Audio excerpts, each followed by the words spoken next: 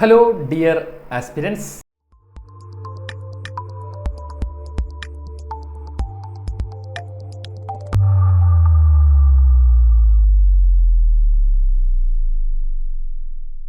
ജോഗ്രഫിയുമായി ബന്ധപ്പെട്ട് നമ്മൾ places in news എന്ന് പറയുന്ന ഒരു സീരീസിൽ ഇന്ന് നമ്മൾ നോക്കുന്നത് നമ്മുടെ കർണാടകയിലുള്ള ഒരു എസ്റ്റുറിയാണ്, ആഗനാശിനി എസ്റ്റുറി.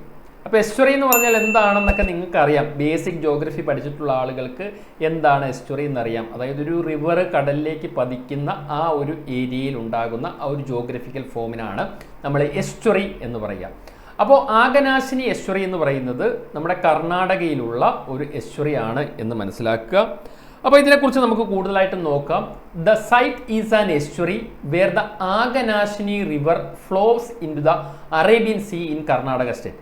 അപ്പോൾ കർണാടകയിലുള്ള ആഗനാശിനി റിവർ അറേബ്യൻ സീയിലേക്ക് വന്ന് പതിക്കുന്ന ഏരിയയിൽ രൂപപ്പെട്ടിട്ടുള്ള ഒരു എസ്റ്റുറിയാണ് ആഗനാശിനി എസ്റ്റുറി എന്ന് പറയുന്നത്. ഇതൊരു റാംസാർ സൈറ്റാണ്. ഇത് കറണ്ട് അഫയേഴ്സിൽ ഇമ്പോർട്ടൻ്റ് ആകാൻ കാരണം ഇതിനെക്കുറിച്ച് ന്യൂസ് വന്നിട്ടുണ്ടായിരുന്നു. ഇതൊരു റാംസാർ സൈറ്റാണ് എന്ന കാര്യം നിങ്ങളൊന്ന് ഓർത്ത് വെച്ചേക്കുക. In addition to its estuarian and shallow marine waters, it features rocky and pebble shores, intertidal mudflats and some aquaculture ponds and rice fields. അപ്പോൾ ഇതൊരു എസ്റ്റുറി എന്നതിനുപരി അല്ലെങ്കിൽ എസ്റ്റുറി എന്നതിനോടൊപ്പം തന്നെ ഇവിടെ എന്തൊക്കെയുണ്ട്? റോക്കി ആൻഡ് പെബിൾ ഷോർസ് ഉണ്ട്, ഇന്റർടൈഡൽ മഡ് ഫ്ലാറ്റ്സ് ഉണ്ട്, aquaculture Ponce ഉണ്ട്, rice fields ഉണ്ട്. അതായത് അവിടെ ഒരുപാട് ആളുകൾ കൃഷിയെയും അനുബന്ധപ്പെട്ട കാര്യങ്ങളും ഒക്കെ ആയിട്ട് ബന്ധപ്പെട്ട് ജീവിക്കുന്ന ഒരു വലിയ ബയോഡൈവേഴ്സിറ്റി ഏരിയ ആണ് ശരിക്കും പറഞ്ഞാൽ ഈ ആഗനാശിനി എസ്റ്റുറി എന്ന് പറയുന്നത്. അപ്പോൾ ഒരു എസ്റ്റുറിയൻ എക്കോസിസ്റ്റം എന്നതിനേക്കാൾ ഉപരി അവിടെ ജനങ്ങളുടെ നിലനിൽപ്പിന് ആവശ്യമായിട്ടുള്ള പല കാര്യങ്ങളും അവിടെ ഉണ്ട്. അപ്പോൾ ഒരു എക്കോളജിക്കൽ പെർസ്പെക്റ്റീവിൽ മാത്രമല്ല, അവിടെ അതിൻ്റെ ചുറ്റുപാടിലും ജീവിക്കുന്ന ആളുകളുടെ ലിവ്ലിഹുഡുമായി ബന്ധപ്പെട്ടും ഈ ഒരു ഏരിയ വളരെ ഇമ്പോർട്ടൻ്റ് ആണ്. അതെന്താണെന്ന് ഞാൻ പിന്നാലെ പറയുന്നുണ്ട്. അപ്പോൾ നിങ്ങൾ നോക്കുക, ഇതൊരു ബയോഡൈവേഴ്സിറ്റി എന്നുള്ളൊരു കൺസെപ്റ്റിൽ എടുക്കുമ്പോൾ ഒരുപാട് റെയർ എൻഡേഞ്ചേർഡ് ഒക്കെ ആയിട്ടുള്ള ഒരുപാട് സ്പീഷീസിൻ്റെ ഒരു ഹോം ലാൻഡാണ് ഈ എസ്റ്റുറി എന്ന് പറയുന്നത്. These diverse environments provides habitats to more than 80 fish species, 115 bird species and 45 mangrove species and mangrove associated species, including globally threatened species such as Halavi guitarfish, lesser adjutant and Indian river tail. അപ്പോൾ UPSC ഒക്കെ exam എഴുതുന്നവർക്കറിയാം, ഇത്തവണയും ഇതുപോലെ ചില പേരുകളൊക്കെ തന്നിട്ട് ഇത് എന്താണെന്നൊക്കെ ചോദിക്കും. അപ്പോൾ എന്താണ് ഈ ഗിറ്റാർ ഫിഷ് എന്ന് പറയുമ്പോൾ ഒരു ഫിഷ് ആണെന്ന് നമുക്ക് മനസ്സിലാക്കാം. അതുപോലെ തന്നെ പറയുന്നുണ്ട് ലെസർ അഡ്ജുറ്റന്റ്, ഇതൊരു സ്റ്റോർക്കാണ്, ഒരു കൊക്കാണ് ഇവിടെ കാണുന്ന ഗ്ലോബലി ത്രട്ടൻഡ് ആയിട്ടുള്ള ഒരു സ്പീഷീസ് ആണ്. അതുപോലെ തന്നെ ഇന്ത്യൻ റിവർ ടെയിൽ, ഇതും ഒരു പക്ഷിയാണ്, ഒരു ബേർഡ് സ്പീഷീസ് ആണെന്ന് മനസ്സിലാക്കാം. അപ്പോൾ ഇത്തരത്തിലുള്ള ഒരുപാട് ഫിഷ്, ബേർഡ്സ്, അതുപോലെ തന്നെ മാംഗ്രോവ്സ് വെറൈറ്റികളുടെ ഒക്കെ ഹോംലാൻഡ് ആണ് ഈ പറയുന്ന ആഗനാശിനി എസ്റ്റുറി എന്ന് പറയുന്നത്. അപ്പോൾ ഇവിടെ നിങ്ങൾ മനസ്സിലാക്കുക, ഗ്ലോബലി ത്രട്ടൻഡ് ആയിട്ടുള്ള ഒരുപാട് സ്പീഷീസിനെ സ്പോട്ട് ചെയ്യാൻ കഴിയുന്ന ഒരു ഏരിയ കൂടിയാണ്. അപ്പോൾ എൻവയോൺമെന്റ് ആൻഡ് എക്കോളജി എന്ന് പറയുന്ന ഒരു കൺസെപ്റ്റിൽ നോക്കുമ്പോഴും ഇത് വളരെ ഇമ്പോർട്ടൻ്റ് ആണ് എന്ന് നിങ്ങൾ മനസ്സിലാക്കുക.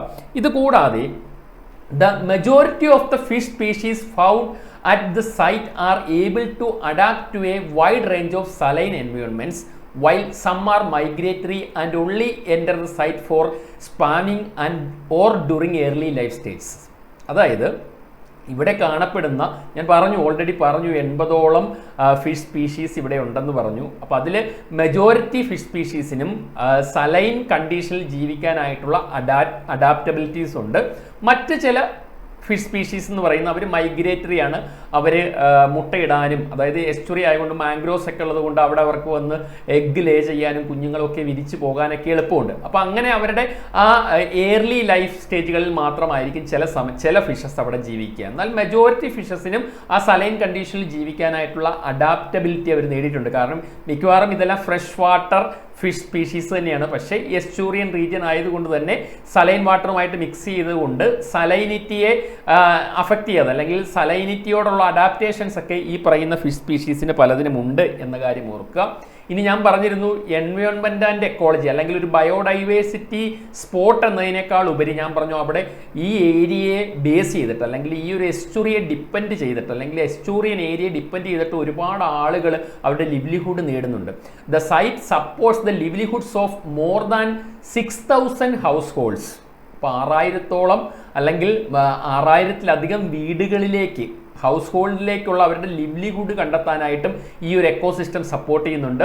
അതെങ്ങനെയാണ് നോക്കാം. Who are engaged in activities such as fishing, agriculture, shrimp aquaculture, bivalve shell mining and salt production. അപ്പോൾ ഇതെല്ലാം കേൾക്കുമ്പോൾ തന്നെ ടേമെല്ലാം അറിയാം. ഫിഷിങ്ങും അഗ്രികൾച്ചറും ഷ്രിംപ് അക്വാകൾച്ചർ. അതെ, ഷ്രിംപ് എന്ന് പറഞ്ഞാൽ നമ്മൾ ചെമ്മീൻ, എന്താ പറയുക, അതുപോലുള്ള ജീവികളെയാണ് നമ്മൾ ഷ്രിംപിൽ പെടുത്തുക. അപ്പോൾ അങ്ങനെയുള്ളതിനെ അവർ അക്വാകൾച്ചർ അതിനെ വളർത്തി വിൽക്കുന്നു. ഇനി ബൈവാൽവ് ഷെൽ മൈനിങ് എന്ന് പറയുന്ന ടേം ചിലപ്പോഴെങ്കിലും ചില ആളുകൾക്ക് ഫെമിലിയർ ആവില്ല, വലിയ സംഭവമൊന്നുമില്ല. ബൈവാൽവ് ഷെൽ സ്പീഷീസ് എന്ന് പറയുന്ന ഏറ്റവും ചുരുക്കി പറഞ്ഞാൽ നമ്മൾ ചിപ്പി, കക്ക എന്നൊക്കെ പറയുന്ന ജീവികളുണ്ടല്ലോ, അതായത് രണ്ട് ഷെല്ലുകളുള്ള ജീവികളെയാണ് ബൈവാൽവ് ഷെൽ സ്പീഷീസ് എന്ന് പറയുക. നമ്മുടെ ഉദാഹരണമാണ് ഞാൻ പറഞ്ഞത്, നമ്മുടെ കക്ക ഇറച്ചി തരുന്ന കക്ക, നമ്മൾ ചിപ്പി അങ്ങനെയൊക്കെ പറയുന്ന സാധനങ്ങളുണ്ടല്ലോ. അപ്പോൾ അത്തരത്തിലുള്ള ജീവികളെയാണ് നമ്മൾ ബൈവാൽവ് ഷെൽസ് എന്ന് പറയാം. അപ്പോൾ അതിനെ മൈൻ ചെയ്യുക എന്ന് പറഞ്ഞാൽ ഈ കക്ക പെറുക്കുക, ചിപ്പികൾ പെറുക്കുക, അങ്ങനെയുള്ള തൊഴിലൊക്കെ ആളുകൾ ഏർപ്പെടുന്നുണ്ട്. സാൾട്ട് പ്രൊഡക്ഷൻ, ഉപ്പ് നിർമ്മാണം. അപ്പോൾ സലൈൻ ഏരിയ ആയതുകൊണ്ട് അത് നടക്കും. അപ്പോൾ ഇങ്ങനെ 6000-ഓളം വീടുകളിലേക്കുള്ള അവരുടെ ജീവിത മാർഗത്തിനെ സപ്പോർട്ട് ചെയ്യുന്ന ഒരു ഏരിയ കൂടിയാണ് ഈ പറയുന്ന ആഗനാശിനി എസ്റ്റുറിയൻ ഏരിയ എന്ന് പറയുന്നത്. അപ്പോൾ അത് വളരെ ഇമ്പോർട്ടൻ്റ് ആണ്. അപ്പോൾ ഇവിടെ കൃഷി ഉണ്ടെന്ന് പറഞ്ഞു. അപ്പോൾ കൃഷി നമുക്കറിയാം, കൃഷിയിൽ ഈ സലൈനിറ്റി നെൽകൃഷിയെ വളരെ മോശമായിട്ട് ബാധിക്കുന്ന ഒന്നാണ്. നെല്ല് ഫ്രഷ് വാട്ടറിലാണ് വളരുക, അതിൽ ഉപ്പുവെള്ളം കയറി കഴിഞ്ഞാൽ കൃഷിനാശം ഉണ്ടാകും. അതുകൊണ്ട് തന്നെ ഈ എസ്റ്റുറിയൻ റീജിയണിൽ അവർ കൃഷി ചെയ്യുന്ന നെല്ലിനം അത് സലൈനിറ്റിയോട് അല്ലെങ്കിൽ സാൾട്ട് ടോളറൻ്റ് ആണ്. അതിൻ്റെ പേര് കഗ്ഗ എന്നാണ്. അപ്പോൾ ആ ടേമും ഒന്ന് ഓർത്ത് വെച്ചേക്കുക. In the estuary farmers practise traditional farming to grow a salt tolerant rice called Kagga which is one of the specialities of the region. അപ്പോൾ ഈ ഒരു കഗ്ഗ എന്ന് പറയുന്ന സാൾട്ട് ടോളറൻ്റ് ആയിട്ടുള്ള റൈസ് വെറൈറ്റിയെ കുറിച്ചും പലതവണ കറണ്ട് അഫയേഴ്സിലൊക്കെ മെൻഷൻ ചെയ്തിട്ടുണ്ട്.